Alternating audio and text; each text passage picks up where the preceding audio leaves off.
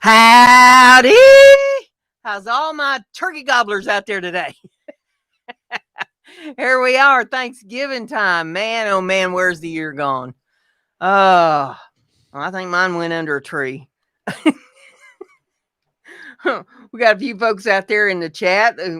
Michelle's out there, Mutt Nuts Crazy World. She changed her channel name. And oh, yeah? It's Mutt Nuts Crazy World now.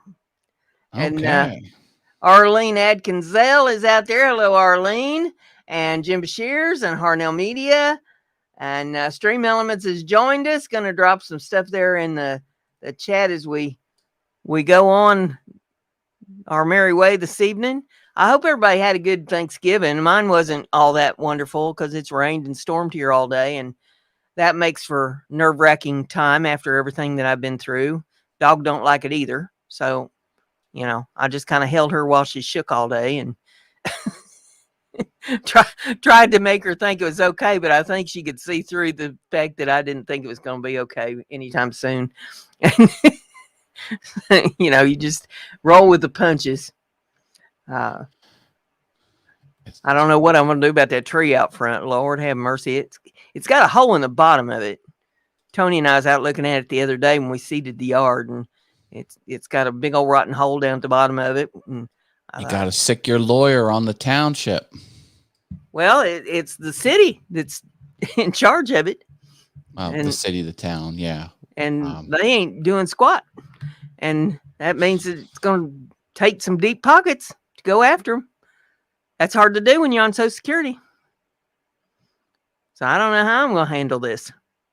I know how I'd like to handle it, but it's generally frowned upon. What are you doing?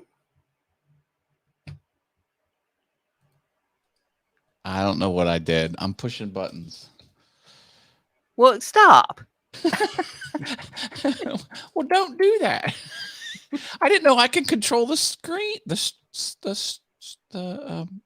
Remove from stream. Is that what? Yeah, you don't control nothing. You just remove yourself from stuff. You ain't controlling nothing. I could do this. You can't stop me from doing that. Happy Thanksgiving, everybody.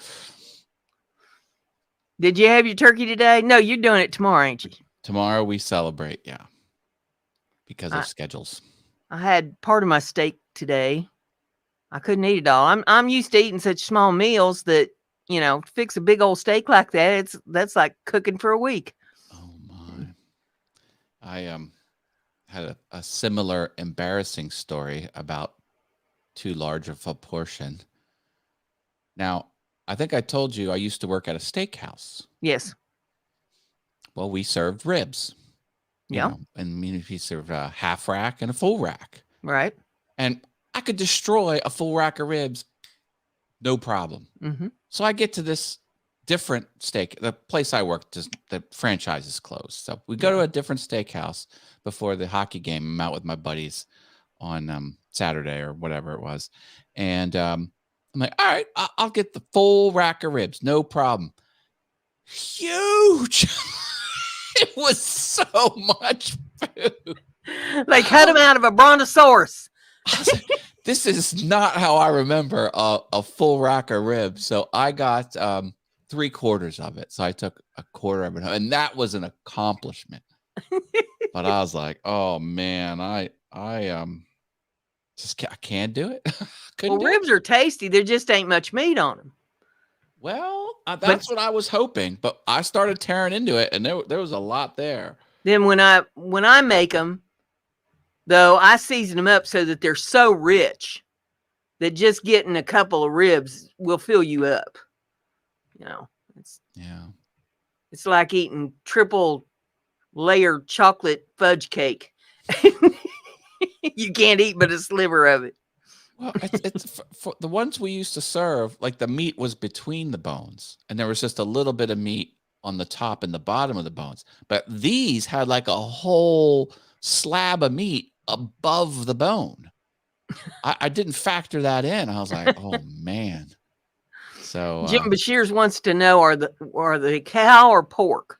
Cow. They gave you the whole side. The beef, yeah, the whole slab. Michelle says she don't like ribs of any kind. Well, the sauce isn't too good for my diet, but I ate it anyway. Well, now, if I'm eating ribs, I don't want sauce on the ribs. I want sauce on the side. And then I'll just dip the ribs in the sauce. I see. You know, because most people, when they make the ribs, they slather them. And just, I mean, this humongous bath. Yeah. Of barbecue sauce. And don't drown my ribs. Now, see, Jim Dockrell's here. Hi, Jim. He asks, back ribs versus side ribs. What do you have to say about that? Well, the ribs up toward the front of the cow are bigger than the ribs toward the back of the cow. They taper as they go back. Oh, well, all I know is it was a huge slab of meat. Like there was a dead animal on my plate when I was done with it. Like, well, with what I ate. Remember, I ate 3/4 of it, not all of it. Jim Dockrell says he does his with a rub, and you don't need the sauce. I asked if they had a rub, and they didn't, because it was a rib place. Mm-hmm. It was I forget the name of Smoky Joe's Ribs or something like that. Yeah, he says he's saying that the back ribs are meatier. It must have been the meatier kind, because it was not what we were serving when I was a cook. Well, he says it's that way on pork. He doesn't know about on beef. Oh, well, I presume it was cow. How can you really tell? I guess I don't know. Well, the pork ribs are short. You know, they're your little... These were big suckers. I presume it was a cow. Came from a large animal. Yeah. But yeah. Yeah, rub is okay if you don't overdo it.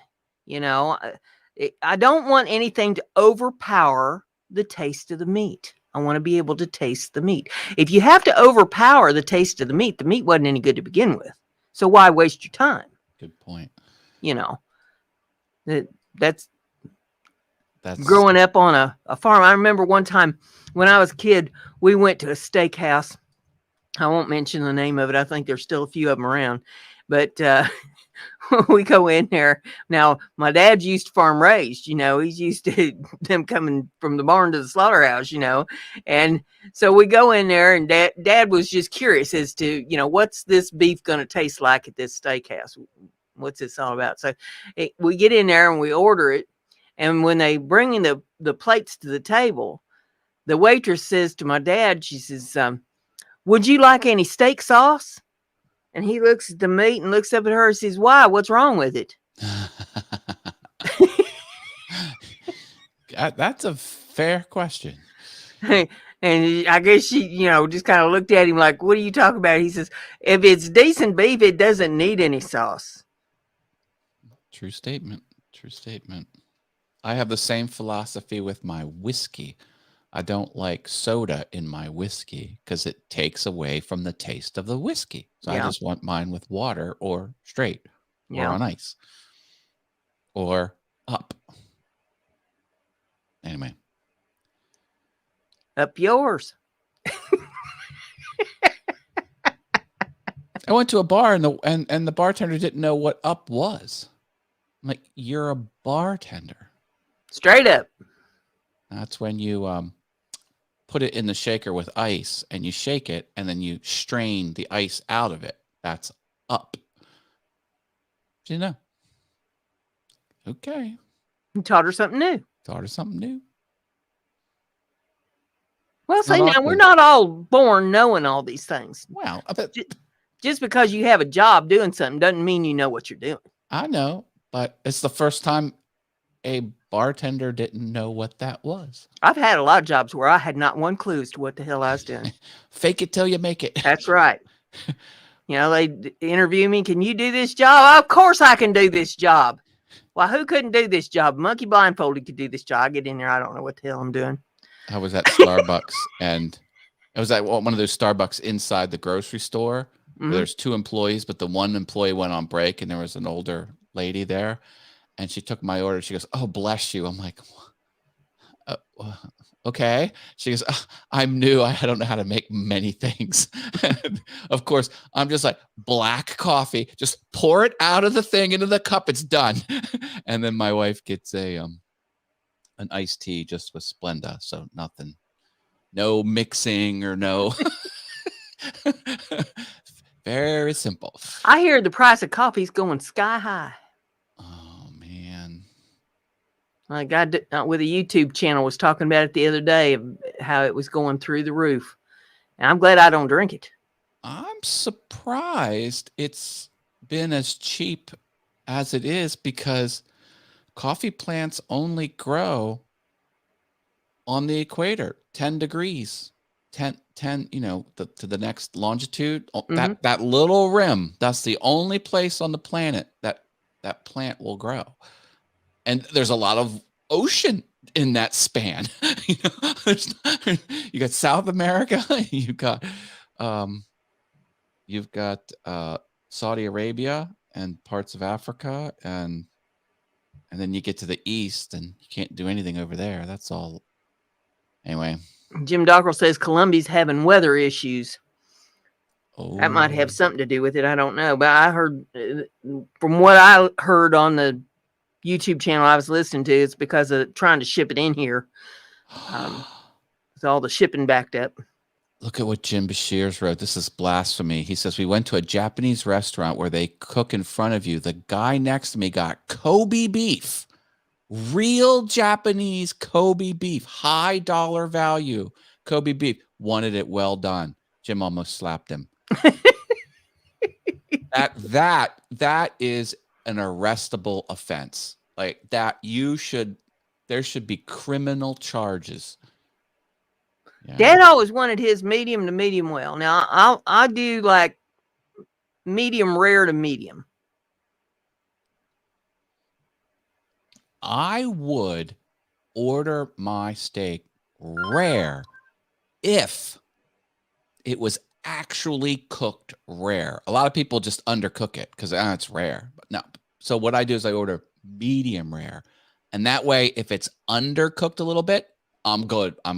And if it's medium, I'll tolerate it. But it's going back if it's medium well or if it's well. Yeah, for sure. You do not need to cook. The human body can perfectly ingest uncooked meat.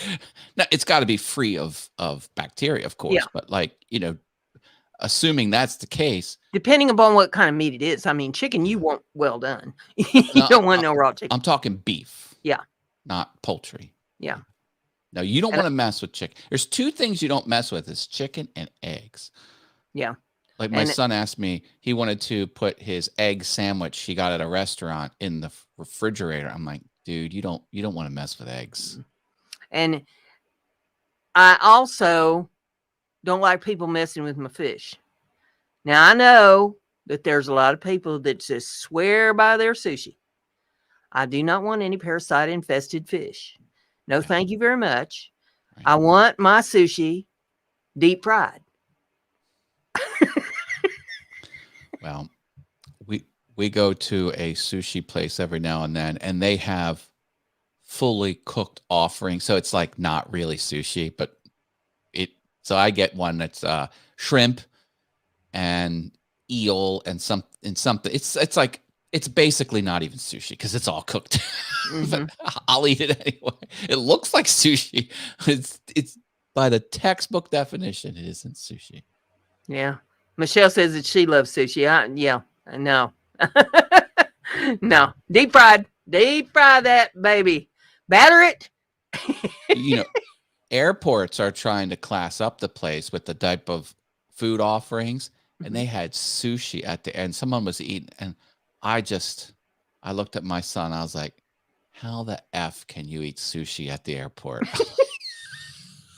Well, the airports are going to have to do a lot more than serve sushi the way they're carrying on with the way they don't want people to fly now. All the, have your papers ready, your vaccination ID stuff. And I'm thinking, don't you people have enough financial problem without trying to cut out folks flying on your airline? Seriously? So I phased that out. Like if I can drive there, I'll drive. I used to fly to the Atlanta, Georgia woodworking show. And I'm like, I'm done. I'm like, I'd rather just drive it than deal with all that crap. Flying used to be so glamorous. Now, back in my parents' day, like you used to put on an overcoat, like a jacket. You used to dress up. It used to be like a thing. Now they're just jamming you onto a bus, it feels like. You know, there's no. my husband was a pilot for like Cessna airplanes, the small ones.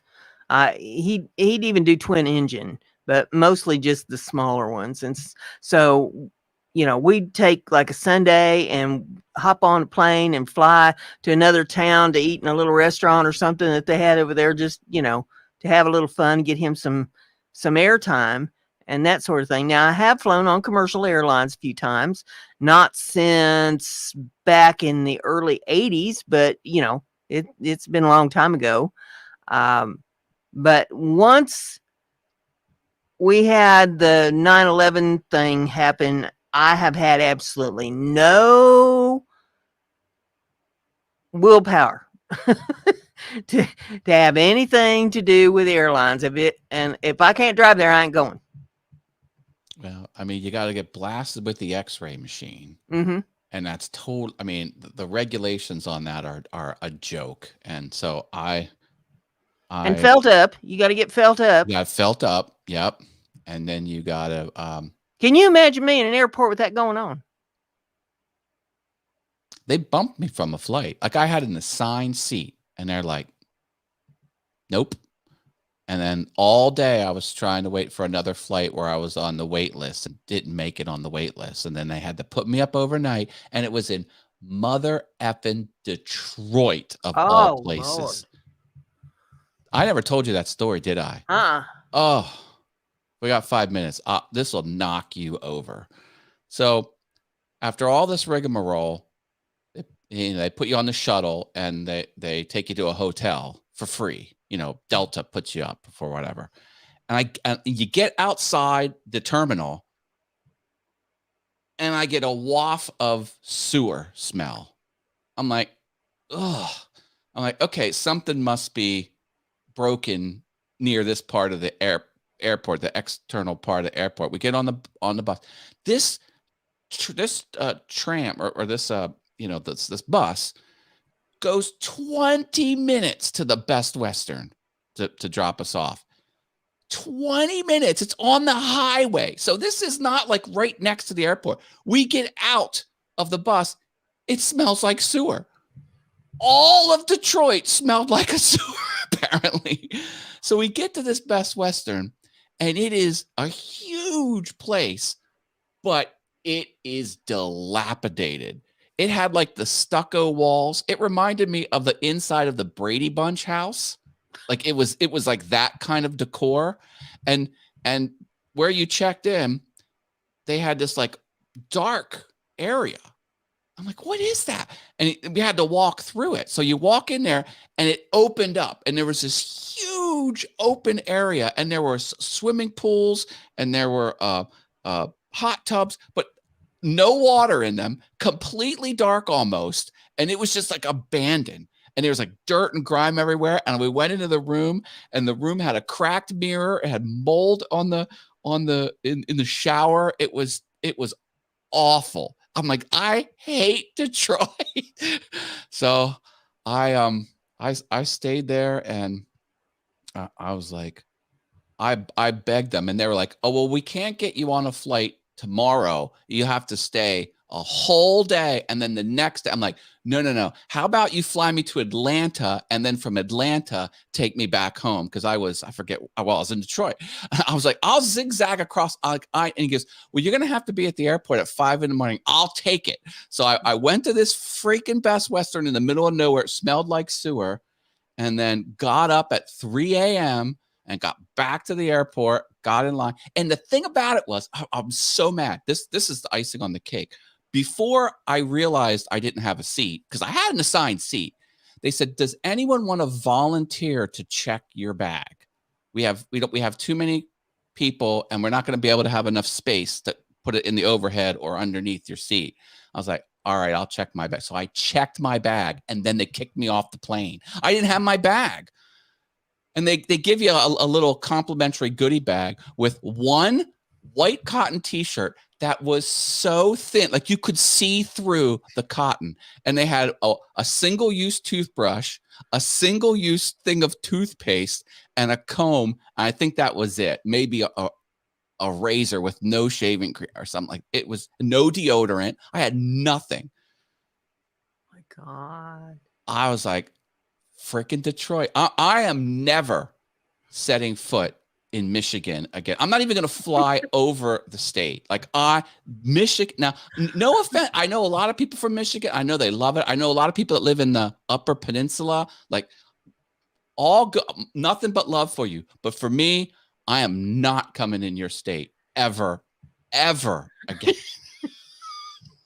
We've got a couple that's joined us. Porter Woodworks is in the house, and Y. Mitchell is in the house. Good to see both of you. Hope that your Thanksgiving was uneventful and quiet, and no family feuds, and that your turkey tasted good, and you didn't have to go to Detroit.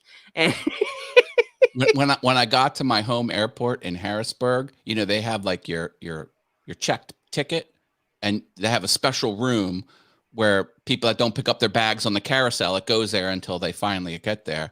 And I saw my bag standing there. I went up, I grabbed it. There was an attendant right there wanting to go through the rigmarole. I just grabbed my bag and walked out the door. I'm like, I don't have time to deal with you. This is my freaking bag. I didn't even have to say anything, but that's what I was thinking in my head. I was like, I am out. Anyway.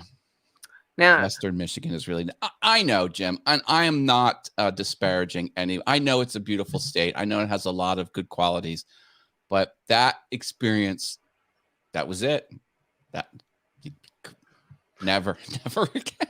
My husband's main job was computer analyst, and they used to fly him around to teach at symposiums around the United States, and he'd have to go commercial for that kind of stuff. Well, he was a great big fella. Jim can understand what I'm talking about, because Jim's about the same size my husband was. And so, all these oversized clothes for big and tall, and his suits, all these expensive suits and stuff, and he'd have to take to be gone for a week and such. And so he went up to Boston to teach, and when he got ready to come back, he come back without his luggage. And I said, well, how does this happen? And he says, well, I got to the airport, set my bag down from the cab there on the sidewalk, and while I'm taking care of the cabbie, I turn back around and my bag's gone. Somebody stole his luggage.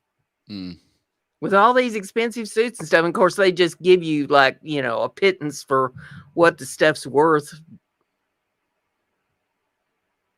Man.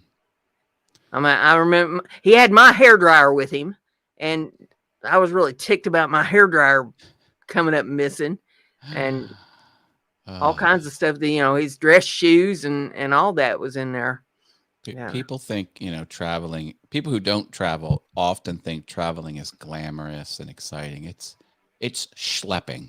It is like, it has its downsides. I'll just say that. But, I'll get on a plane if I'm going to the West Coast or something like that. But if I can drive there in a day, no plane. If I can avoid a plane, I'm avoiding planes. And that was even before all this nonsense with the year that shall not be named. That's right. Oh, BrendaG. So what else is going on? Well, not a whole lot. Just trying to get through this week and then get into next week. I'm going to see if I can get the contractors back out here to fix all the stuff that they made a mess out of last week when they were here. Maybe we can get it done this coming week, and then I'm firing them. Once they get that much done, I'm firing them. That's it. Good. Swing the hammer. There's still the fence and the painting and all that. I'll deal with that come springtime. But I'm not going into the winter months and Christmas and all that with all this hanging over my head if I don't have to. Enough is enough. Right. It's bad enough that tree's out front. That thing needs to come down. And it needs to come down with help. It doesn't need to just come down and crush somebody's house or car or kill somebody or, God only knows what. And I'm not real sure exactly how I'm going to go about this yet. I wish I had advice. Sounds like you're in a legal pickle where you have no authority to take it down yourself, but it's a clear and present danger. Yep. So, and I'd love to have that stump taken out there too, that where the other tree fell. I mean, that thing's about, I'm going to say it's about 5 foot high and jagged, just one side of it missing, and then all jagged on the other side of it. If someone Looks like falls hell. into it, won't they impale themselves? Yes. And see that I'm waiting for some kid to think it's a playground. Oh no. And get impaled on the damn thing out there. Jeez. Oh my. So, when you can't get them to talk to you at the city, what are you supposed to do?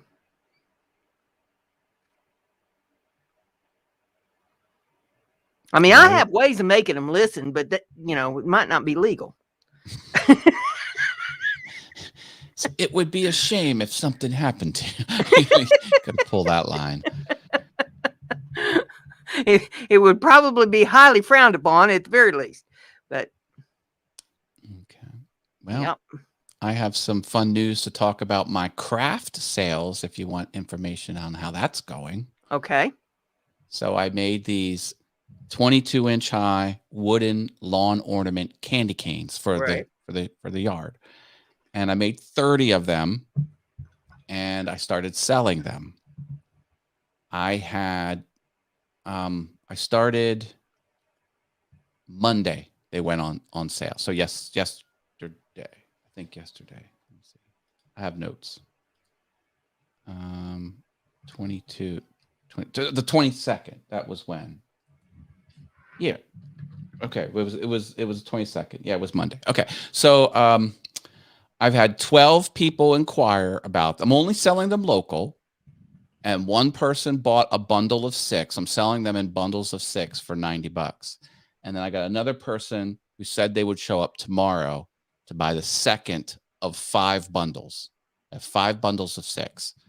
And so if that sale goes through, I'll have 2. There were 236 views of the ad on Facebook. And I only made it visible.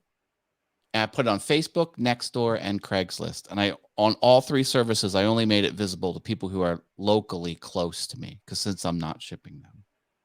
Well, I did get soap all inventoried and everything caught up on Etsy with that. I have not finished the tiles yet. It's on my list of things to do. Yeah. It's probably not going to happen tomorrow because I've got a full list of things to do tomorrow. But hopefully over the weekend I can buckle down and get the tiles finished and get them listed up there and have that part over with. And there's a lot of things I wanted to do for Christmas and stuff this year, but since August, I've been involved in this foolishness. Damn. Oh, so here's the thing. Through this experience of selling, some people are really stupid. I just don't know how else to say it. Because I have them listed for $18. And right up front, I say 18 each, comma, sold in groups of 6. The 6th one is free. So you buy 5 for 18 each and you get 1 free. You're asking them to do math. Well, no, but I would understand if they had a problem with that. What they do is they say, so I get all 6 for 18 and I get the 6th one free. I'm like, wait a minute. You think you're going to get 30 candy canes for $18 and you're getting 6 more for free. You think you're getting 36 candy canes for $18? Is that what you're telling me? And multiple people have said that. Now I have the picture. I have all 6 of them in the picture, but it's right there. It says 18 each. 6 for, it's anyway, what I said. It's sold in bundles of 6. They can buy just one. I won't sell them in just one. Okay, see that's where you're confusing them, because they can't buy just one. Who would want just for one? the $18? So they're thinking that they're getting a batch of them for $18. I see where the confusion's coming in. It says each. It says 18 each. It actually says it twice. It says it right. Yeah, but you're not selling them by eachies. The first line says 18 each, and then it says it at the bottom too. You should say that you're selling. How many of them can they buy? 6. I mean, what's the lowest amount they can buy? 6. Okay, so say I'm selling them for whatever it is, $90 for 6. Okay, so they're 15 each if you do it for 6, or they're 18 for 5, and then the last one's free. It's all $90. Yeah, I wouldn't worry about eachies or any of that. I just say $90 for 6 of them. But I want let them figure the math out. People love the word free. I'm like, oh, I'm buying 5. I get the 6th one free. I love free. Like, people will say yes to that. If I said they were 15 each served in bundles of 6, no one's going to buy. I'll have fewer buyers. But you're confusing them. Just, it's 6 for $90. Let them do the math. I don't, but I really wanted to put the word free in the offer. And I don't want to deal with 30 sales. I only want to deal with 5 people. Mm-hmm. That's why I'm bundling them in bundles of 6. Yeah. Jim Bashir says too much math. Yeah. But it just says 18 each. Why can't you just say 18 each? I'm selling 6 bundles. Because then they have to sit there and figure out, okay, so he's actually selling me 5, and then 5 times 18 is, and then I'm going to get a 6th one for free if I pay this much amount. They don't do that. They don't do that. Well, here, Jim says 5 for $90, get 1 free. Yeah, but I don't know. It's just funny. Like, you think you're getting 36 custom-made candy canes for $18. Like, how could you even consider that? Like, it's too much money. And I'm like, these are solid wood. I'm like, they're going to last forever. 2 coats of exterior grade premium semi-gloss latex paint. Like, these things are indestructible. They're really nice. Yeah, Jim says that his head hurts just from listening to the math conversation. Yeah. No. Yeah. It wasn't so much a math conversation. It was like, it says 18 each, sold in bundles of 6. How hard is it? Like, that's the price. Why Mitchell agrees with me. That says, I'm with Brenda, 6 canes for $90. If you have a wall of thumbnails with prices on it, you're just going to ignore the $90 price tag. Like, I can't afford $90, but if you say they're 18 each, but you get the 6th one free, like, oh, I want the free one. Like, but you say, yeah, it's just. I'll just buy one and get the free one too. It's not buy 1, get 1 free. It's buy 5, get 1 free. I don't know. See. This is why I don't do retail. Like, or Portal says he wants to see this product. You got one of them in there, show? Oh, yeah, sure, I can show you. He'll do a screenshot. Yeah. Let me get to the marketplace. Oh, there it is. Marketplace. And then I got to search for my own. Like, I don't have a panel. Here they are. Share. I gotta hit 5 buttons to share. Share screen. Hit yes. Touch the screen. Hit share. Now you gotta approve. Okay. So here's my ad up here. Now, on this panel, it says 18, and you see that. But once you get into it, look what you got here. You got 18 each, sold in groups of 6, and the 6th one is free. Pickup only, Enola PA, blah, blah, blah. And then down at the bottom, it again says 18 each, sold in groups of 6, buy 5, get 1 free.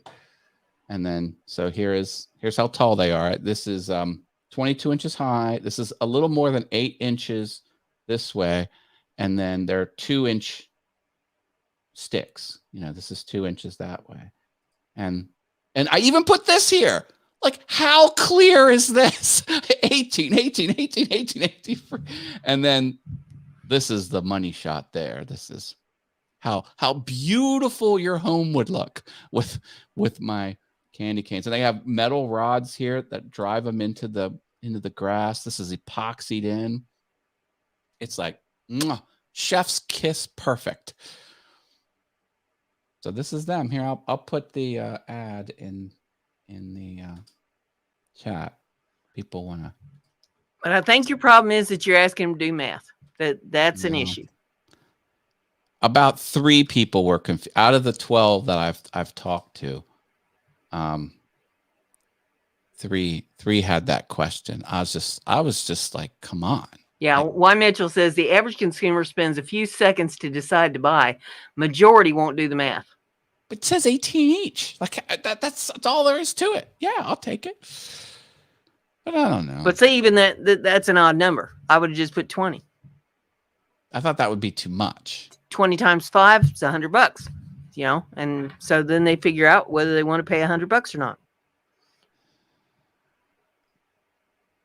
When you say 18, then you got to say, okay, 100 less 10, that's 90. I don't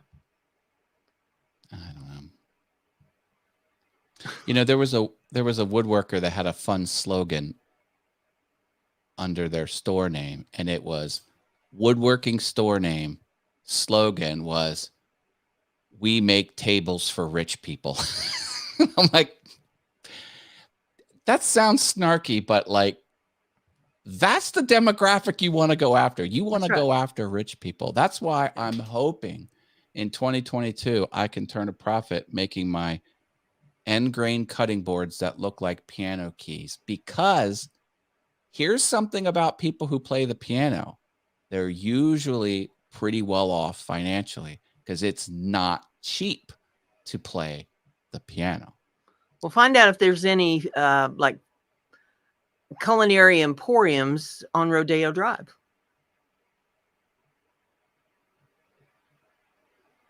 Well, then I have to do business in Los Angeles, and that would cause me to get in a plane and do air travel. So I might not want to.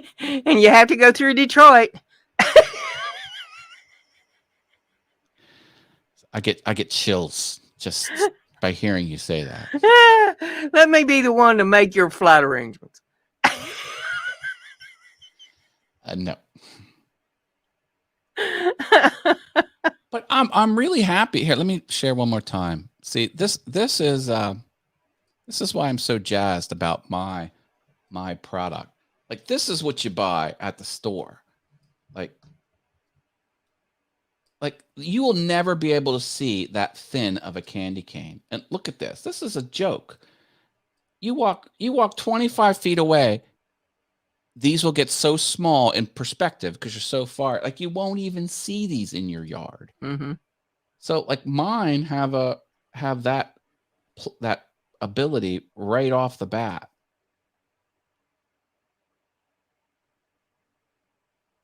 No one's going to see these. These are going to disappear. Mine are super visible, 2-inch wide, baby. Nice big fat boys. Anyway, I'm happy with them. It's a cool product. And we'll see. So now when I make the second sale, if it goes through, I will cover my material costs and I will have earned about $1.50 an hour in labor. Yeah. Now, if I sell the 3rd, 4th, and 5th batch, then I'll be profitable, but not by much. but it took me 2 weeks to cobble these together, and I don't know. It's a grind, man. Having a successful woodworking business is not easy. It is not glamorous. It is not lucrative. It is thin margins, and Well, I everyone think it's expects. that with most crafts, really. Oh I mean, man, you it's know, look at all the brutal. different things that I make and offer up, and yeah, I'm amazed at how some of it sits there. I'm like, well, I can't give it away. You know, I have to cover the cost of the product, the materials. This is what you get too. You're like, Matt, I want you to make me a 5.5-foot bookcase, 4 inches wide, and needs to be super sturdy because I don't want any of that particle board crap. And found one at Walmart for $90. Can you do it for $45? I'm like, the F you talking about? I'm like, let's come to Home Depot and you put all the materials on your credit card, and then we'll see what that comes out to. I'm like, whatever you find at Home Depot or Walmart or wherever it was that you saw this bookcase, I'm like, times it by 4. That's my price at minimum. You know, if I were to make you something, it would be heirloom quality. Like you don't. Mhm. And someone said, I want an entertainment center for my TV. Saw something for $75. Can you do it for me for 30? No, I'm not building you an entertainment center for your TV for $30. Are you nuts? We could put it on your YouTube channel. I'm like, no, I can't. That's not awesome. Like, it's awesome good things. I was like, that's not. I'm like, no. So anyway. Although I did say yes to a request. I often say no. Someone wants a lightsaber holder, so I'm going to make that. What are you laughing at there? Portal says, I got to get going. I'm headed to the shop to bust out a few batches of Haas candy canes. If you can make a profit at it, you go for it, brother. Oh my. and then there was the whole exercise, because in order to save wood, I glued the tops onto the vertical parts because you can use less material that way. Well, it took so much time to put them together and all that stuff. It would have been cheaper for me to buy twice the amount of plywood and just waste the plywood. So then you have this math to consider. Do you want it done twice as fast and spend double on the materials, or do you want to build it twice as slow and spend half as much on materials? And you'd think you'd go the cheaper route, but the right answer is you go the faster route. Like, if you're bringing this to scale, like there's a whole time versus material, so there's, it's a brutal business. It's brutal. So when people first learn that I have a full wood shop, like, oh, you making stuff? You're probably making lots of money. I'm like, dude, don't get me started. Portal says, Matt, I'm going to let you deliver them for me. Yeah. 504 days it took me to deliver a tool that Portal wanted to give someone. He's like, I tracked it. It was 504 days. So if anyone needs a delivery service and 504 days is an acceptable delivery time frame, I'm your man. Yeah, Arlene says the price of wood is ridiculously high now. You can't make $1 if you don't charge plenty. Yep. I wanted to sell them for $10 each, but I'm like, one of the bulleted items on my little ad is, have you seen the price of wood lately? ? Exclamation point. Mm-hmm. Like, I don't know what these people think. Yeah, you're going to get 36 wooden candy canes for $18. There's the door, buddy. Mel Mel's in the house. Hey, Mel Mel. I'm Mel Mel. Happy Thanksgiving to you too. Hope everything is going well up there in New York City. Remember that old commercial they had for I think it was barbecue sauce or something? or Old beans El or something. Paso barbecue sauce, or I think Yeah. it was. Yeah. Yeah. Yeah. New York City. New York City. They can't make barbecue sauce. He says, no dry turkey tonight. Oh, do not like me some dry turkey. No, no, no. If I have leftover turkey, I usually chop it up and put it in gravy. Oh, it And was then, salsa. That's right. It was Old El Paso salsa. then I make a batch of biscuits and put that turkey gravy over top of some good, fresh, homemade biscuits. Salsa commercial. That was the New York City. That was salsa. Yeah. What do they know about salsa in New York City? Exactly. Exactly. I agree with the Seinfeld show. Salsa should be like a condiment on every table next to ketchup and mustard. It should be ketchup, mustard, and salsa. Jim says that I'm killing him talking about my turkey gravy. Turkey gravy over great big old cat head biscuits, buddy. So they call them cat head biscuits because they're great big old biscuits. They're as big as a cat's head. Wow.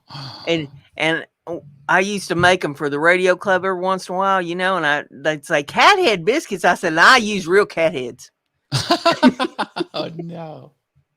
But you take one of them big old cat head biscuits and you bust it in two and lay it there on the plate, and then you put that hot turkey gravy over top of it. Make you slap your grandma. I've had cats on the brain because Netflix came out with season 2 of Tiger King. You're familiar with the Tiger King show, aren't you? I remember somebody talking something about it. See, I don't get Netflix. I don't watch TV. It was my guilty pleasure. This was so effed up. There's no protagonist. Everyone's awful. Everyone on the show is more awful than the next person. Anyway, they had a follow-up to it because Joe Exotic's in jail. He's been in jail for 2.5 years. President Trump did not pardon him. He was all ready to be pardoned, and that didn't happen. Yeah, so there's a part 2, and spoiler alert. And this is also public information for those who want it, even before the show came out. They're trying to say Joe Exotic was set up, or he didn't do what they said he was going to do. And so they're working on freeing Joe Exotic. It was awful. Awful people doing awful things. Just awful. And the thing I liked the most about it was so every scene was more outrageous. They couldn't really comment on all the outrageous stuff. The one guy drove up in a trike, actually it was one of those 2 wheels in the front with 2 seats and then 1 wheel in the back, like a car, but it had 3 wheels. And the passenger seat had a fake skeleton in it. And he rolls up to the camera and he says a couple sentences to the camera, to the interviewer, and then rolls off. They didn't even comment about the skeleton. The show was so packed with outrageous and awful stuff. They just blew right back. Why was he driving with a fake skeleton in the past? Like on a normal show, that would take up some airtime. There was no room for that in the show because it was so outrageously crazy. See, I want one. I'm just going to put it in the passenger seat and drive around with it all the time. just everything. There was meth. There was meth involved. There was just. Joe Exotic was at a funeral of his husband because he's a gay man, and the mother of his husband was there, and he was talking about bedroom activities at the eulogy with the mother there. It was just and that was that again, that was something tame that happened during the show. There was even more outrageous stuff. It was crazy. It's crazy. Oh, and see, here's the takeaway. See, this is most people's reaction to watching the Tiger King. It's oh my God, this is awful. This is a big problem. These people are terrible. Like, that's most people's reaction. You know what my reaction was? I can buy a tiger for $2,000. I was like, I'll take a tiger for $2,000. I love Bengal tigers. I love that creature. Of all the animals, like that, I would love to own a Bengal tiger. I think that would be the coolest thing ever. You would have loved to have gone to a lot of the exotic sales and shows and stuff that I used to go to back when I was on the farm and went to those things. Um, you'd see all kinds of stuff going, tigers and bears, and I think I told you about the time the bear got a hold of me.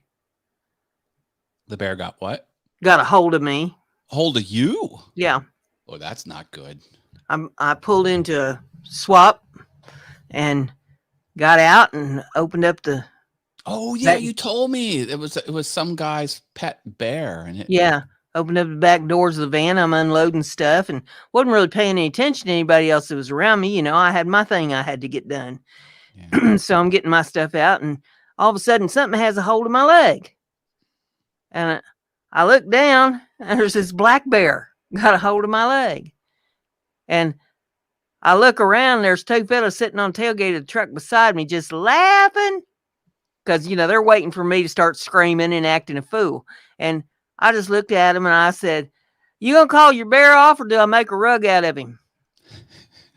Yeah. Well, then, you know, the laughter faded real quick. I imagine it did. And they got their bear and took it back over to their truck.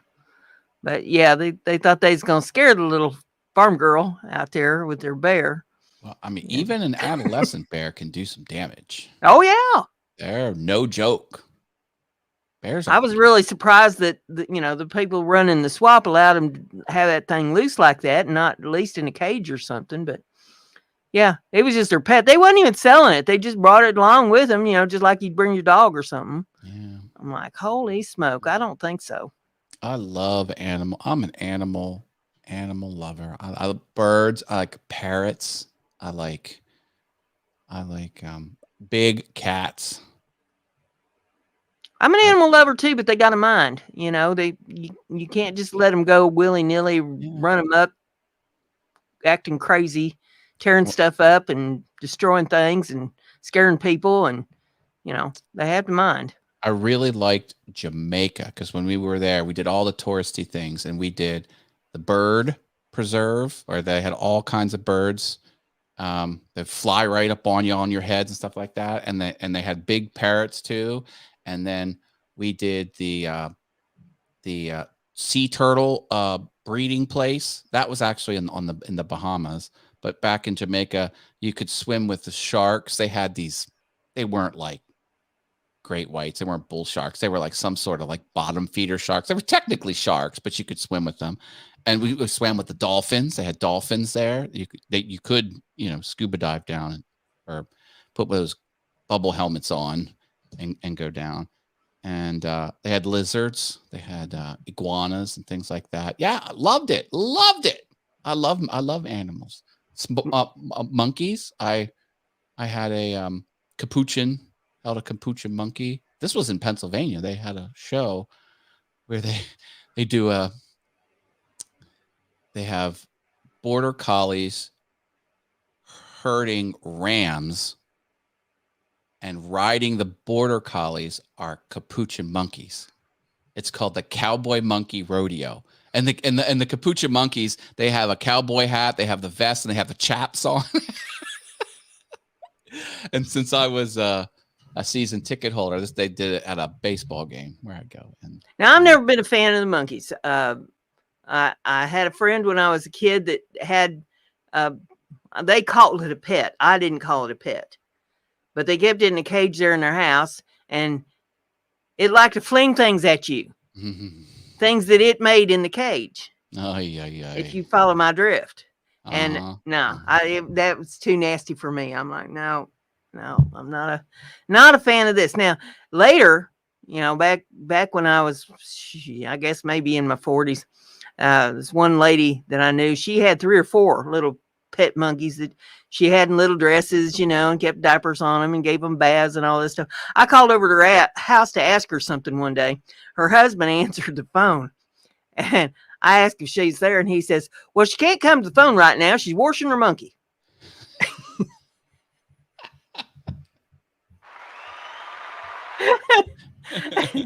And I said, well, if she ever gets through, you might ask her to call me. Oh, she called me up later and she says, what the hell was that? Of all the responses I would have thought I would have got from you, that is not the one. And I said, what the hell are you going to say to something like that? Somebody tells you that you're washing your monkey. We were in St. Kitts. We were on a cruise, and the women stayed behind. And I took my son and his friend and the husband of the other couple. All the boys went out to St. Kitts, and there's a little shopping town center in the town with these little huts where you could go in. And I hear, Matt, turn around. I turn around. My son has a monkey on his head. It was a baby capuchin monkey. And I'm like, oh, I'm going to get a picture. And I took a picture. The guy's like, you owe me $10 to take a picture of my monkey. It's like, fine, I paid it. So, so the other boy, Ethan, is my son's friend. My son's name is Evan. So Ethan held the monkey. They're like, okay, it's your turn to hold the monkey. I'm like, I don't want to touch it. I don't want to touch a capuchin monkey on an island in the Caribbean. I was just like, no. But I did touch the capuchin monkey here in Pennsylvania. That was, I don't know. But anyway, yeah, to turn around. Like, what's the last thing you expect to see when someone says, Dad, turn around? A monkey on your head. I was like, okay. St. Kitts for you, baby. Let's see now, if that fella had hollered about that $10, then I'd just whipped up my shirt and say, yo, me 20.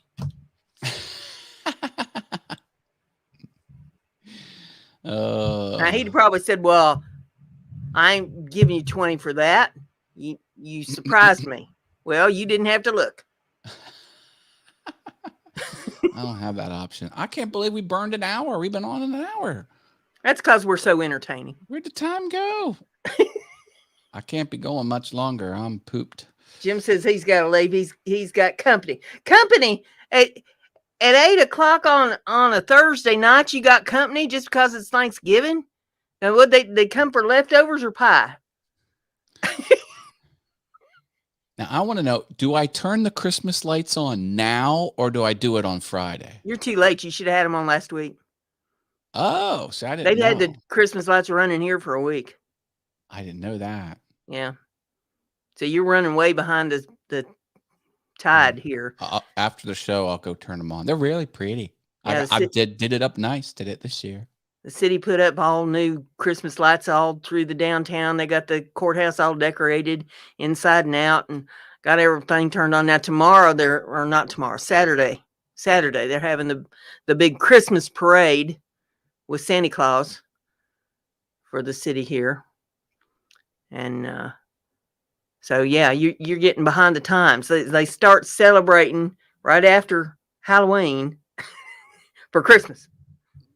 It's weird. Yeah. No one has them on. Everyone has them up, but no one has them on in my neighborhood. I didn't look tonight, but yesterday, no one had their lights up or lights on.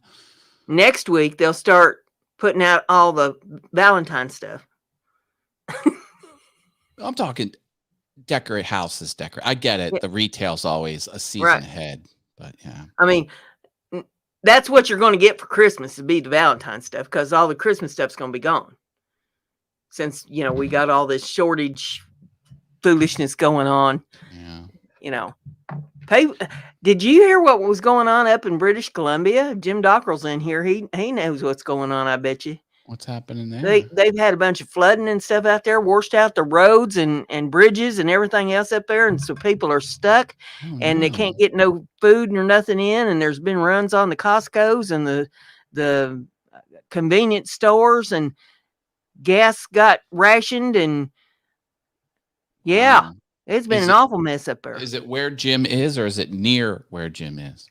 I think this is out on the West Coast, I think. Okay. Jim's right up above Michigan. Man. Sucks, man. It sucks. Yeah, there's been an awful mess up there in Canada. He says that's on the other side of the country from him. Okay. Well, I'm glad that's not where you're at, Jim, but it sucks for the people that are dealing with that. And that's Yeah. in Canada? It's happening? That's up in Canada, yeah. And Oh, so they're not going to have much of a Merry Christmas up there.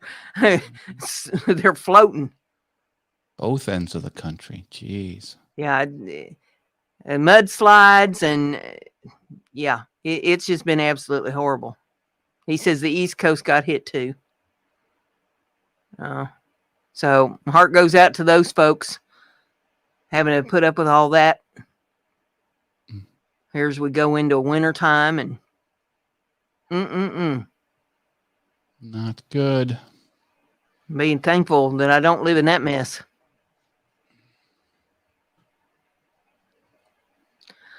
Well, I don't think we're going to do a giveaway tonight, you know, with it being Thanksgiving and weekend being so hectic and everything. I think we'll just put that off till next week. That's reasonable. Arlene says, my friend lives in one of the areas that is bad and has been isolated for about a week. Thankfully, he's a mountain man and will be okay for a while. Yeah. Well, you learn when you live in snowy areas in the wintertime, you know, and you can get snowed in. You keep extra supplies on hand.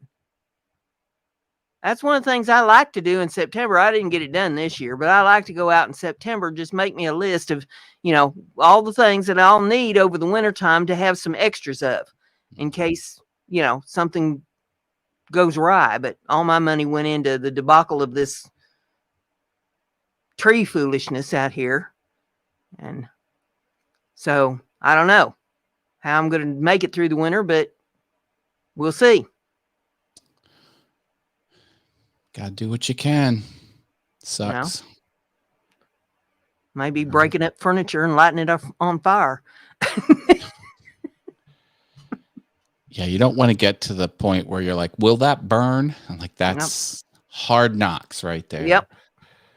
Yeah. But anyhow, I think I'll do some grocery shopping tomorrow after the Black Friday people calm themselves down. And because that's the thing I'm bummed about. Like, there was no Costco shopping today. They're closed on Thanksgiving. Mm-hmm. And I'm a little bit depressed because I love my Costco. I love going there. I've got one store that I want to go to tomorrow just to do. I may not spend any money. You know, it just depends on what I run across. But they call it an antique mall. And it's booths. It's a great, big, huge warehouse building that's full of all these booths. And some of them have antiques in them. Some of them have crafts. And, you know, some of them just have like collectibles and things of that nature. And I've been wanting to go up there for a while. And I thought, you know, tomorrow might just be the day to go up there and do a little shopping and see, because everybody should have their booths stocked up. And I'll go and see if there's anything up there that interests me or that I could afford. And so I wanted to go up there for about an hour, but other than that, I don't have any other shopping that I can afford to do. There's always shopping you can do, but not much that you can afford to do, you know? Yeah, I know what you mean. But we put out the word. We're like, don't expect a lot this year. Well, I was thinking about you today, matter of fact. And I thought, you know, didn't you tell me that Evan's got a job now? He did apply for a job, and he's going to start after his finals are over. So it'll be like the second week of December. But yeah, he got a job. Okay. So over Christmas, when he's over there, if I was you. Oh, here we go. I'd spend a day gathering up all my bills. The electric bill, the cable bill, the car insurance bill, the life insurance bill, the health insurance bill, anything to do, car tires, car repairs, you name it, whatever, house repairs, water bill, electric bill, cable bill, everything. I didn't just, you know, stack them up. And then I'd sit him down and I'd say, son, you know, I spent, what is he, 22 now? Did you say? 21. Say you're 21 and you're getting your first job. So for 21 years, I saw to all your needs, all your medical needs, all your dental needs, all sending you to school, putting clothes on your back, food in your belly, a roof over your head. Everything you needed, medical expenses, you name it. Daddy took care of it. I bought you cell phones, computers, and, I put you through, whatever sports things and stuff that he's involved in. I just name them all off and say, and all this stuff costs money. And now Daddy's getting up in years, and you just got your first job. So, and I push that stack of bills across the table at him and say, now it's your turn to take care of Daddy. And just so you know, a lot of those bills come in once a month. So you'll be prepared. Thanks, son. It's been a pleasure raising you.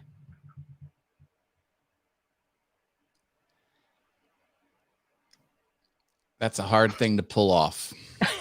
And don't laugh about it. Just very straight face. Just here you go, babe. Love you. It would be quite the shock because we tried to give that boy everything. And even Tracy and I, we would forego giving each other gifts so we could get him more gifts. That's just sort of been how we've structured our family. And not that he was always very appreciative of everything he had. He wasn't like, well, you'll be appreciative too when your bills are paid. See, I just be saying, I spent 21 years getting you to this point so that we could have this moment. I'm just waiting for like his cellular plan, 2 years. So after that, he's on his own. No more daddy's cell plan. So that will eventually go in 24 months. And if he ever buys another car, it's going to have to be on him. I'm not buying him any more cars. Well, I bought him one car. And so like there's an escape route, but it's not here right now. I was 25 years old when I came back to my dad and asked him for a loan, not to give me the money, a loan for $180. Now, keep in mind, I'd been out since I was 18, right? And I had not asked him for a dime in all that period of time. But I wanted to borrow it for a month. In a month, I would actually have the money, but I needed it to go to school, to get into the class that I wanted to get into. And if I waited the month, then I wouldn't be able to get into the class for another 6. So I thought I could go to Dad, I could borrow the money, pay him back in 30 days with interest. I mean, 10% on $180 is $18. So I'd give him $200 in a month, right? I got the awfulest tongue lashing you ever heard in your life. That ain't right. He took me apart brick by brick. What the hell was wrong with me that I didn't have $180? Here I was, a grown woman with a job. And I mean, he took me apart. Now, keep in mind, my brother got everything. Dad handed him everything on a silver platter. Anything that kid wanted, he got. He got cars. He got trucks. He got mopeds. He got snowmobiles. He got livestock. He got everything he wanted. No questions asked. And he stormed out of the house, and my stepmother was just, her jaw was on the floor. She could not believe what she just heard. And she looked at me and she said, I can't believe he just did that to you after everything he's given your brother, and you just want to borrow it for 30 days and he does that? She says, now I'm giving you the money. I said, no, you're not going to give it to me. If you want to lend it to me, I will pay you back in 30 days with interest. And mark my word, I will never ask again. And I never ask again. And they did get paid back. When I brought the money, she says, oh, you don't need to do. I said, yes, I do. Wow, Brenda, that's harsh. So I don't think it's such a horrible thing to stack up them bills and push them across the table and say, Son, Yeah. guess what? Now you have a job. All the things I've done for you all these years to get you to this state where you got your education and you got your job and got your place to live. Now it's time for you to take care of daddy. There's always the turnaround, and this is it. And here's these bills. You can go through them here. I'll explain anything you don't understand, but you do need to know that a lot of these going to come in every month.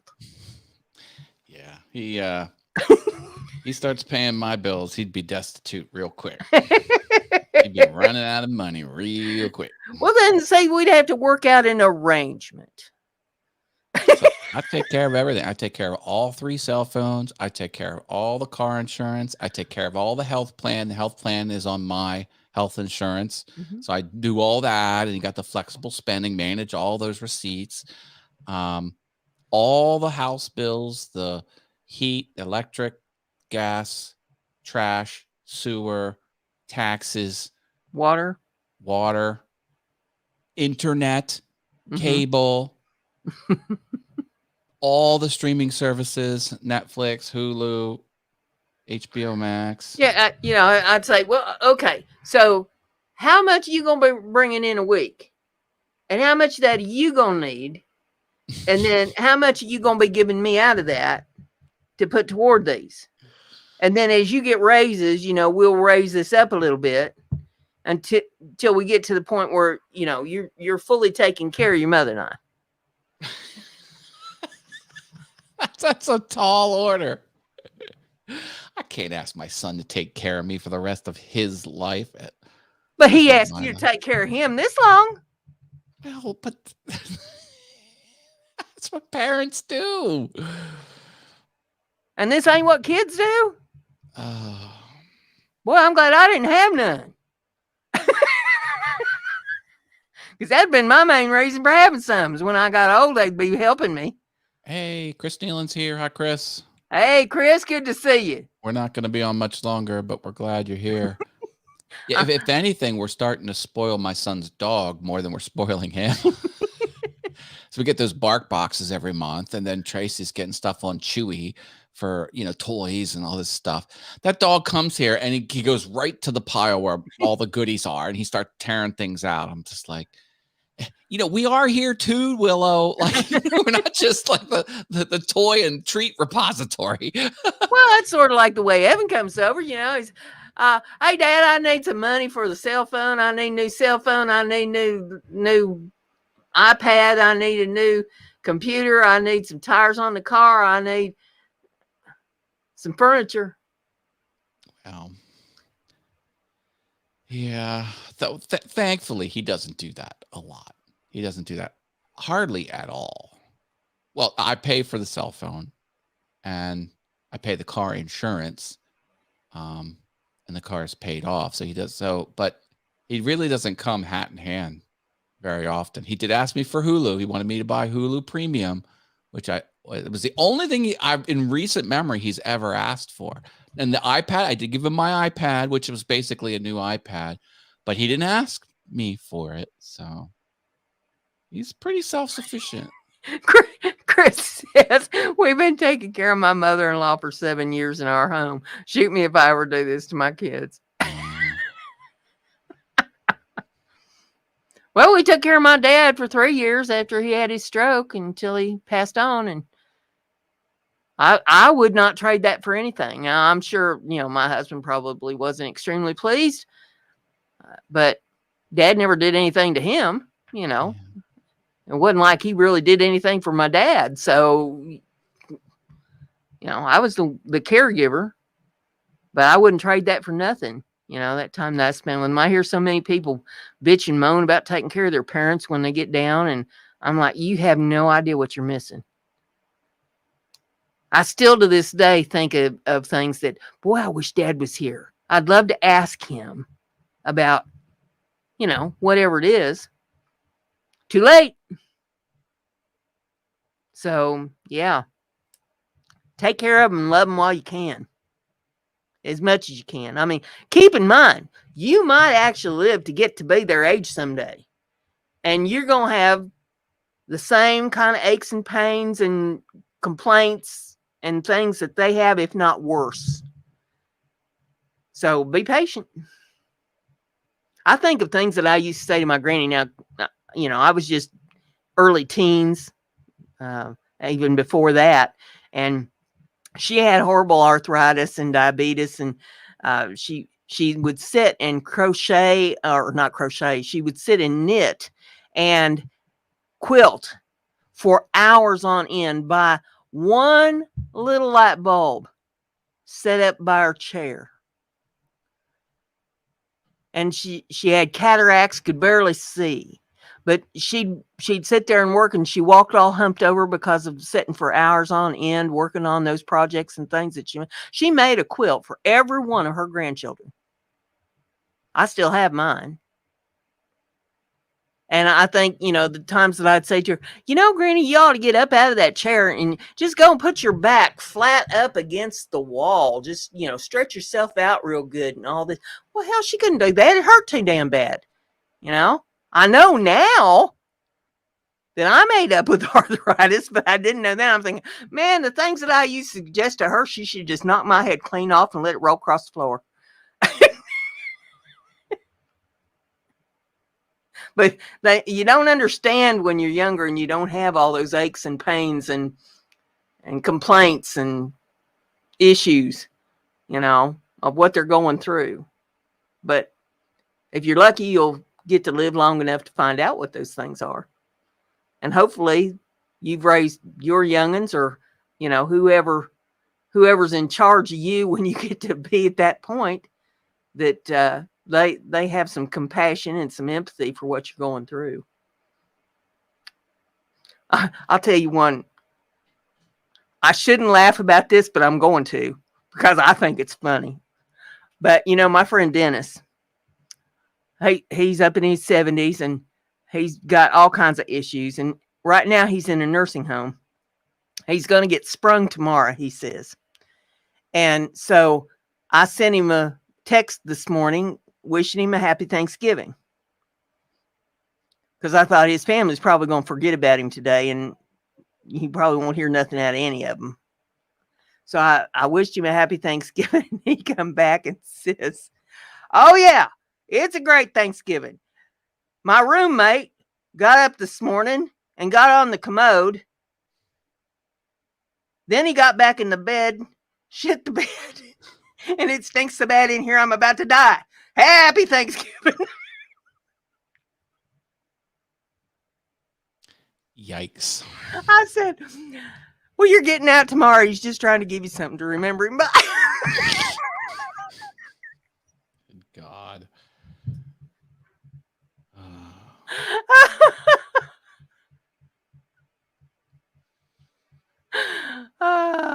Yeah, he'll be glad to get home. And I'm not going to be all over him to go back to the nursing home anytime soon either. After all he's been through, they haven't taken care of him right. And he complained for over a week of a sore throat before they gave him anything for the sore throat. I'd have tore the walls down. And he's had all kinds of issues, trying to get him to tell him about his x-rays and stuff that they took at the hospital and what they plan to do about him. And it's just the awfulest mess you ever seen. And I'm thinking, well, what good does it do to go to one of them places if they're not going to help you? The reason I wanted him to go was I thought, okay, he'll get some therapy and they'll get the x-rays done and they'll figure out what they're going to do about him. And, we'll be trying to get him back on his feet. But from what I can tell, they really haven't done much of anything for him. So that seems like a waste. Yeah. So it's rough as you get older. You need them youngins paying them bills. And well, I'd like the boy to get a little set in his ways, get himself grounded, get this figured. He's just that ain't never going to happen. Now you've been young, Day one, so it's his first paycheck. I'm supposed to garnish it. Yeah. Well, I mean, you start at square one. Because next thing you know, Harry's going to be marrying that girl, and then they're going to be having babies. And, his money's going to go for this and go for that and go for something else. Now, he'll rethink all of that if he's paying your bills. Oh, Brenda. He'll be thinking, I cannot afford to marry her and have a bunch of youngins and do all them things because I got mom and dad to think about. See, and here you are, 50, you're going to make it another 30, 35 years. That'd put him about your age. See, when you kick off, and he still has time to get married and have a couple youngins.